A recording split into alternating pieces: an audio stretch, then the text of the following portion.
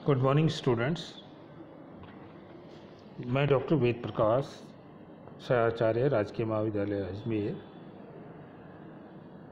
और consumer psychology के chapter के अंतर्गत हम बात कर रहे थे मोटिवेशन की। पिछले वीडियो में हमने देखा था मोटिवेशन क्या है और मोटिवेशन को किस तरह से हम डिफ़ाइन कर सकते हैं। मोटिवेशन या अभिप्रेरणा की परिभाषा और उनके मीनिंग को देखने के बाद हम ये देखना चाह रहे हैं कि अभिप्रेरणा की विशेषताएं क्या है या अभिप्रेरणा की प्रकृति क्या है। Nature and characteristics of motivation, अभिप्रेरणा की प्रकृति और उसकी विशेषताएं। अभिप्रेरणा की प्रकृति की परिभाषाओं का अध्ययन करने से हमें ये पता लगता है कि अभिप्रेरणा में क्या क्या विशेषताएं हैं। जैसे अभिप्रेरणा जो है वो एक अनएंडिंग प्रोसेस है, सतत प्रक्रिया है जो कभी समाप्त नहीं होती है और संस्थान में निरंतर चलती रहती है। व्यक्तियों से हमें हमेशा ही काम करवाना होता है और जब भी उनसे काम करवाना है हमें उनको मोटिवेट करना ही पड़ेगा। ये एक गतिशील और जटिल प्रक्रिया है, डायनेमिक प्रोसेस है। क्योंकि ये प्रक्रिया मानव व्यवहार से संबंधित है इसलिए ये डायनामिक है। मानव का व्यवहार सदा एक जैसा नहीं रहता है, बदलता रहता है, और जैसे मानव व्यवहार बदलता है उसी तरह से अभिप्रेरणा के करने के तरीके भी हमें चेंज करने पड़ते हैं। और जटिल प्रक्रिया भी है, मानव व्यवहार स्वयं जटिल है, तो स्वाभाविक है कि उसको नियंत्रित करने वाला या उनको प्रभावित करने वाली प्रक्रिया भी जटिल होगी। अभिप्रेरणा एक निश्चित विधि है। अभिप्रेरणा एक ऐसी विधि है जिसमें प्रेरणाओं, इच्छाओं, महत्वाकांक्षाओं, प्रयासों और आवश्यकताओं के माध्यम से मानव व्यवहार को निर्देशित और ऊर्जावान किया जाता है। अभिप्रेरणा की धारणा मनोवैज्ञानिक है, बिल्कुल सही है। मनुष्य के मस्तिष्क में कार्य के प्रति धारणा उत्पन्न करना जो है वो बिल्कुल वैज्ञानिक ही है, मनोवैज्ञानिक धारणा है। यह एक इंटरनल या आंतरिक अनुभूति है। अभिप्रेरणा अंतःकरण की अनुभूति या आंतरिक अनुभूति है। यह अनुभूति मानव की इच्छा शक्ति, मनोवेग और आंतरिक ऊर्जा को जागृत करती है जिससे कि वो विशेष कार्य करने के लिए या नहीं करने के लिए प्रेरित होता है। आवश्यकता संतुष्टि की प्रक्रिया है। अभिप्रेरणा लोगों की आवश्यकताओं को संतुष्ट करने की प्रक्रिया है। अगर लोगों की आवश्यकताएं संतुष्ट नहीं हैं तो उनमें तनाव पैदा होता है और उस तनाव और आवेग ही व्यक्तियों को ऐसा आचरण करने के लिए प्रेरित करते हैं जिससे उनकी आवश्यकताओं की संतुष्टि हो सके और उनका तनाव कम हो सके। सकारात्मक नकारात्मक हो सकती है अभिप्रेरणा। अभिप्रेरणा दोनों तरीके से दी जा सकती है।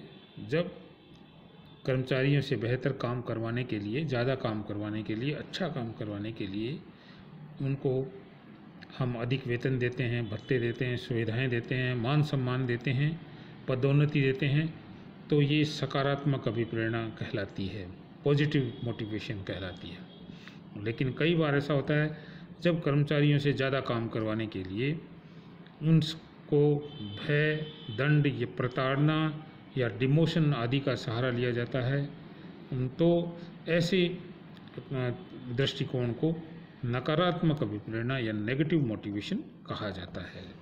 दोनों तरह की मोटिवेशन के अपने अपने फ़ायदे और नुकसान हैं और दोनों ही तरह की मोटिवेशन के समर्थक यहाँ पर मौजूद हैं और उसके पक्ष में अपने तर्क देते हैं।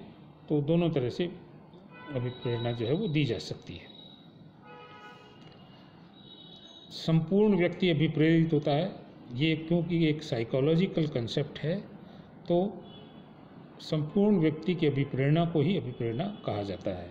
किसी भी व्यक्ति के केवल किसी एक भाग को अभिप्रेरित नहीं किया जा सकता है। निराश व्यक्ति कभी भी अभिप्रेरित नहीं किए जा सकते। कई ऐसे व्यक्ति होते हैं जिनको कुछ भी हम कर लें, कितनी भी उनकी आवश्यकताओं, भावनाओं और उनकी आकांक्षाओं की पूर्ति कर दें, लेकिन फिर भी वो निराश हो चुके हैं संतुष्ट से, तो उन्हें हम अभिप्रेरित नहीं कर सकते हैं। तो असंतुष्ट आवश्यकताएं ही अभिप्रेरित करती हैं। मरी हुई एवं संतुष्ट आवश्यकताएं लोगों को बेहद कार्य करने के लिए प्रेरित नहीं करती है। तो अभिप्रेरणा की भी अपनी सीमाएं हैं। अभिप्रेरणा के साधन वित्तीय और गैर वित्तीय दोनों हो सकते हैं। कई बार अधिक वेतन और भत्ते और सुविधाएं जो है वित्तीय साधन कहलाते हैं।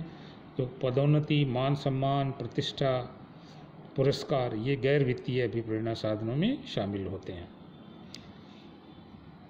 व्यक्तियों की कार्य क्षमता में इससे बढ़ोतरी होती है। अभिप्रेरणा व्यक्तियों की काम करने की क्षमता को बढ़ाती है। ये गतिशील और चुनौतीपूर्ण कार्य है। तो अभिप्रेरणा का कार्य सर्वाधिक चुनौतीपूर्ण है और मनोवैज्ञानिक तरीके से इसको पूरा करना पड़ता है। मानव व्यवहार को समझने के उपरांत ही इसको पूरा किया जा सकता है और मानव व्यवहार जो है बहुत ही परिवर्तनशील है। उसको समझने के लिए बहुत अधिक दक्षता की आवश्यकता पड़ती है। प्रबंध की सफलता का कारण भी है और परिणाम भी है मोटिवेशन। प्रबंध की सफलता कर्मचारियों को अभिप्रेरित करने पर निर्भर करती है। सफल प्रबंधक ही कर्मचारियों को सही ढंग से अभिप्रेरित कर सकते हैं। अभिप्रेरणा मनोबल से अधिक अलग है। कई कार्य कहते हैं कि मनोबल और अभिप्रेरणा एक ही चीज़ है, लेकिन अभिप्रेरणा और मनोबल पर्यायवाची शब्द नहीं है। इन शब्दों में अंतर है। अभिप्रेरणा कार्य के प्रति प्रेरित करने की प्रक्रिया है, जबकि मनोबल कार्य करने की इच्छा है। अभिप्रेरणा वह कारण है जो किसी व्यक्ति को कोई कार्य करने या नहीं करने के लिए प्रेरित करता है और मनोबल किसी व्यक्ति या व्यक्तियों के समूह की उसके कार्य के प्रति मनोवृत्ति या वो व्यवहार है जो परिणाम जन्य मानसिक स्थिति है जिसमें कार्य में सहयोग करने की इच्छा भी सम्मिलित है। अभिप्रेरणा इच्छाओं, आवश्यकताओं और अभिलाषाओं की संतुष्टि का परिणाम है, जबकि मनोबल प्रभावी एवं सकारात्मक अभिप्रेरणा का परिणाम है। तो ये आज का हमारा टॉपिक पूरा हो गया है। अभिप्रेरणा की प्रकृति क्या है या अभिप्रेरणा की विशेषताएं क्या है। इसके बाद हम नेक्स्ट वीडियो में इससे आगे का अध्ययन करेंगे। धन्यवाद। जय हिंद।